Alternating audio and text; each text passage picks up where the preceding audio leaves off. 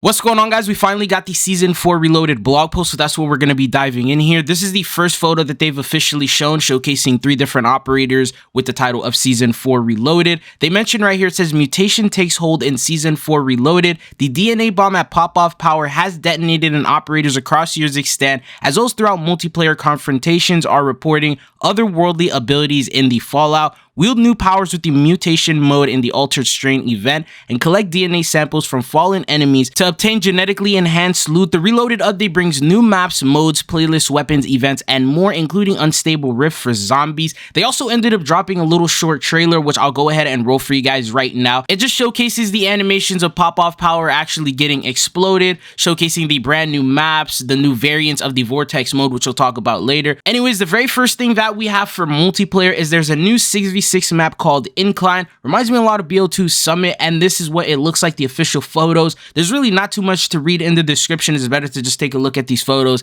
and see it for yourself. There's also different angles. It is a brand new type of small size map, so maybe it's going to be in the small mosh pit type of playlist. And then they provided a second photo of what that looks like in game, so you can see that it has like that deep blue snowy type of color and effect going on with that. Then they mentioned that there's new modes and playlist modifiers. The Altered Strain DNAs are causing strange and impressive deviant evolutions in the mutation mode, and then they go ahead and dive into it by dropping a brand new photo. It says, as a part of the Altered Strain event, modified DNA strands have infected multiple operators, and current multiplayer skirmishes could devolve at any time into the mutation mode. Mutation pits one team of humans against a frightening selection of mutants across a mosh pit of familiar game modes. Here's how the forces stack up. So for the humans, one team is comprised of regular operators. This team is clad in player-chosen skins and carrying the usual loadouts and weapon blueprints. Expect a sizable increase in your ammunition reserves, you'll need it. Then for the mutants, the other team spawns into a match as mutants, but these DNA-altered undead aren't merely cannon fodder.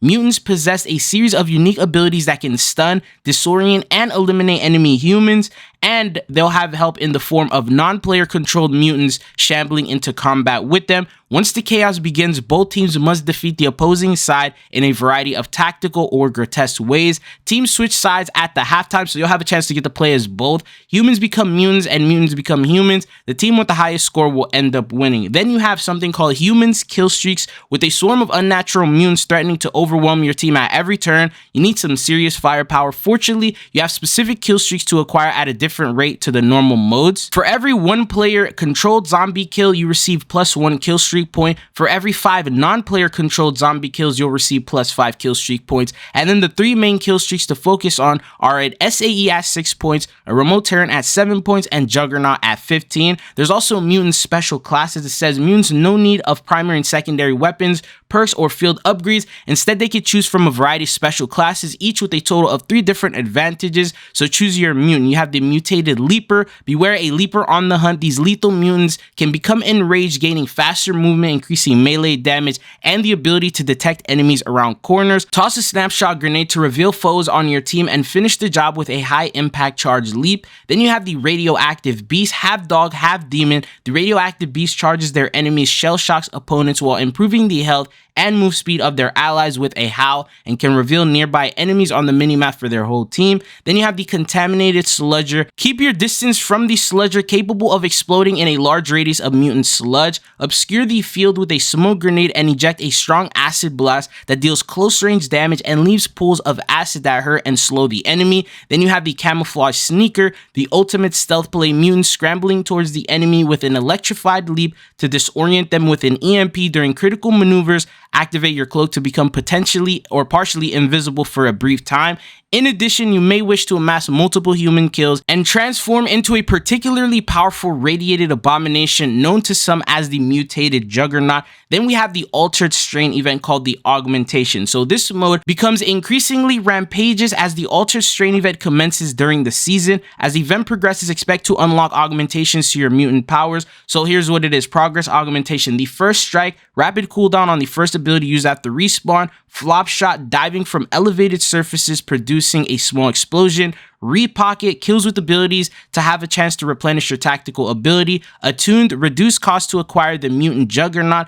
Galvanized, temporary damage reduction from explosives. Then they talk about the other modes. So that was all just one mode. Then you have Havoc, headshots only, and Blueprint gunfight. For Havoc, it says battle under shifting conditions with the return of Havoc, a core multiplayer mode inspired by the classic arena gameplay involving wild match modifiers that upend and traditional rules of TDM. The first of 5 total modifiers activates near the start of the match, with the remaining 4 modifiers activated when either team reaches the score milestones of 12, 24, 36, or 48 eliminations. The first team to reach 75 points will win the match, and kill streaks are disabled except for those awarded with modifiers. So there's a total of 14 different ones. I'm not going to read every single one of them, but just to see what some of them look like, you got ammo feeder, boots off the ground, and this is a photo. You can feel free to pause that, but if you played the MW2 Havoc mode, it's very similar and exactly the same to that. The next mode that we have following that is going to be headshots only, and this one is pretty straightforward. You're going to have modes like team deathmatch, and there's going to be apparently a small selection of maps you'll be able to play. Everything has to be a headshot, including lethals like throwing knife and throwing star.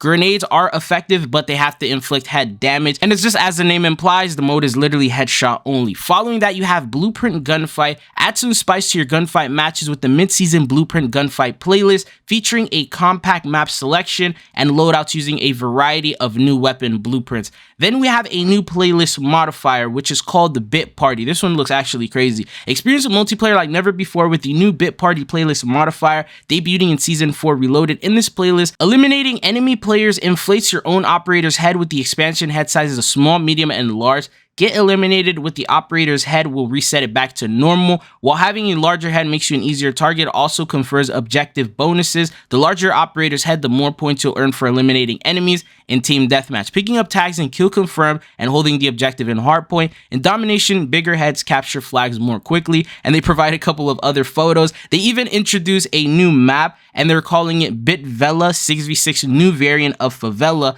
and this is what it looks like. It says retroactively set some time aside to visit a pixel art inspired version of Favela in the Bit Party playlist. Thousands of pixels converge, and I just won't read the rest of that, but you can see from the photo right here, this is probably the craziest mode I've ever seen. But the next one that we have says Das Gross enters the Vortex Mosh Pit. Vortex Mosh Pit returns with a new map variant along with Satan's Quarry, Skid Grow, Spore Yard, and Tetanus, and Airborne. All those maps, they're coming back, but then this is the new version, and that's what it will look like. And they mentioned the downtown buildings in New York are enveloped with an alien entity, red tendrils reaching out all over every surface, and this is what it looks like. There is going to be an event that comes along with it with challenges you'll have to complete. They just don't showcase the rewards during these blog posts. And if you thought that was it for multiplayer, there's even more. Return to the Synthwave Sun Get Higher mode. It return to the Blissfield retro-futuristic utopian voidscape and gaze upwards at hundreds of newly repositioned floating geometric neon grids, platforms, and other cosmic bewilderments, leading to the one true destination, the utopian mind palace itself,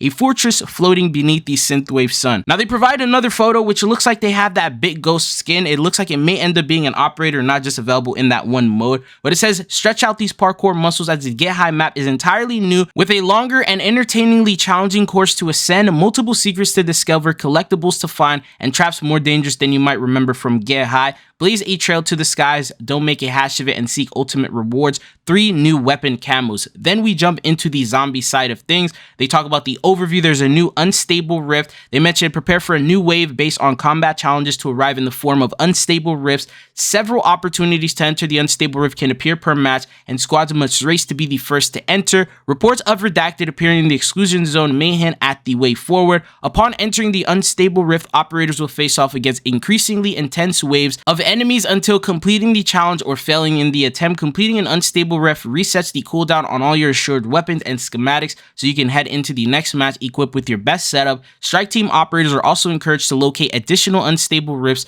across the map if you were unable to enter a previous rift until the rift infiltration is a success. Be warned that an unstable rift is unstable. Not everything works as it does elsewhere. Some things are granted while others are taken away. However, expected loot is impressive and includes a maxed out pack-a-punch weapon with maximum rarity value once your rift exploration begins, as well as an assortment of free perks and upgrades that you'll need when you're facing the hordes. Good luck. Now we jump into the Warzone side of things. So the overview, years extend pop-off power, redacted weapons, and runaway train. It says detonation of pop-off power. The DNA bomb has detonated. Opening new pathways around the point of interest and covering the vicinity in a toxic chemical agent. Exercise caution, though the risk of exposure to the green sludge content, much of the vicinity appears to have lessened. You should now focus on getting in close to explore the outcomes of this major attack. And they provide a couple of photos of what pop-off power will now look like. It appears the vast power plant suffered a catastrophic explosion, spilling this chemical agent across the wide area. The gigantic main cooling tower has almost completely collapsed and the reactor itself has fully ruptured. Exercise extreme caution, and these are just the photos. Then they mention a new limited time mode. The first one is called the Mutation Resurgence. It says mutation powers the following 7 mutations can affect your operator as you engage on your opponents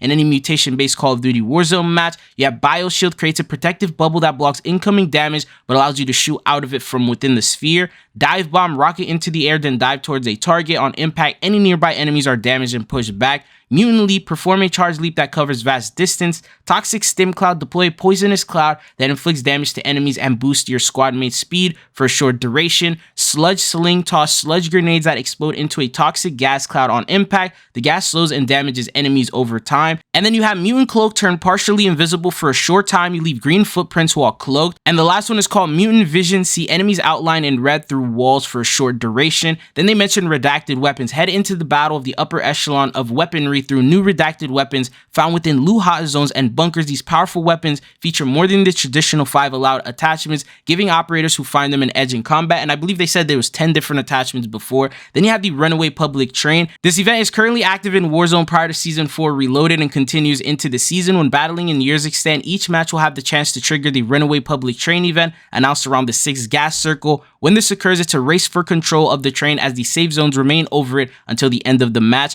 Fight off enemy squads as it careens through the map and achieve victory after taming this mechanical beast. Then we jump into the Warzone mobile. They mentioned Zombie Royale mode is going to be returning, and they showcased this photo. And they said, beware the zombie apocalypse. The chemical catastrophe has resulted in an onrush of zombies in Warzone mobile. Battle your enemies living and undead in a new game mode supported with updated map features, plus new weekly challenges, mobile original store offerings, and more. And then they talk about the Zombie Royale mode on Rebirth Island for a limited time, and then they provide a photo. Then they also say Havoc Resurgence is coming into Rebirth Island for a limited time. Resurgence with a twist, as in the traditional Resurgence players must survive for their teammates to redeploy into the match. All operators will furthermore receive special Havoc perks in the match that dramatically alters the gameplay experience, such as super speed and random kill streaks every 3 kills. These perks will activate over time, so the longer you survive, the more Havoc perks up to an extent you'll have to use. Then there's new map features, Verdansk map update, Zombie Graveyard, and Crash Site. The gates of hell have been pried open. There are massive boulders falling out of a mystical portal in the sky, generating new points of interest across the map. Beware of these remnants of an ancient evil. Head through the broken stone gate leading to the graveyard where danger and high value loot await.